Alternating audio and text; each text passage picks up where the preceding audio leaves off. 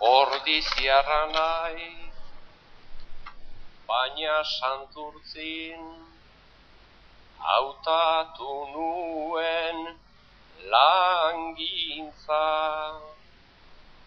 Izan ninteken zenbaitentzako behar zuten argi printza.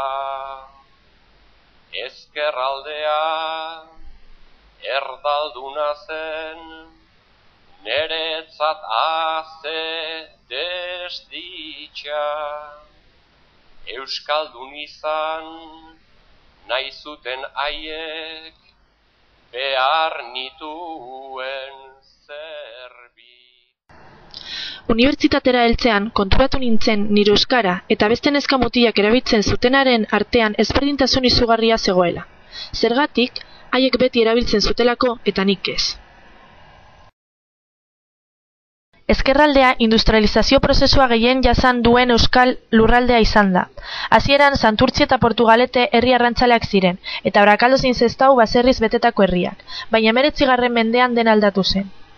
Ibaiaren ertzeko industrializazioarekin batera aldaketa demografiko, ekonomiko, sozial eta kulturala iritsi zitzaion eskualdeari. Santurtzi bere arrantzaliragana alboratuz, merkantzia eta bidaiari ugari jasotzen zituen portuko zonalde bihurtu zen.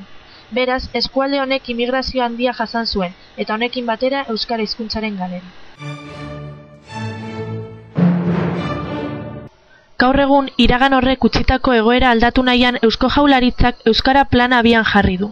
Honen helburu nagusia euskararen erabilera areagotu eta erakundearen kulturan edo sistematikan integratzea da. Euskara Plana sail desberdinei zuzenduta dago. Hezkuntzari dagokionez 1971 urtean ezinezkoa zen umeak euskaraz matrikulatzea, baina gurasoak bere seme-alabak euskaraz matrikulatzea gura zuten ala ez galdetzean askok baietz erantzun zuten. Gaur egungo egoera ezkerraldean honako hau da.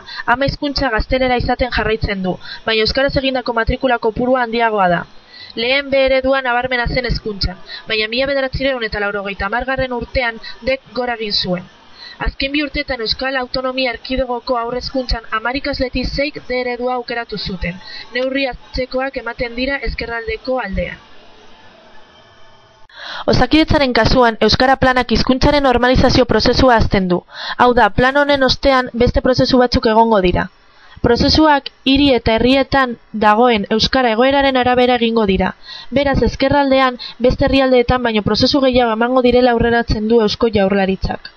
Osasun arloan, Euskara Planak 3.227 lanpostuetan euskara jakitea eskatzen du. Plana bezoretatik hurbil dauden lanpostuei zuzenduta dago gehien bat, hala nola bezorenganako laguntzari, aurrentzako zerbitzuei eta ambulategiei.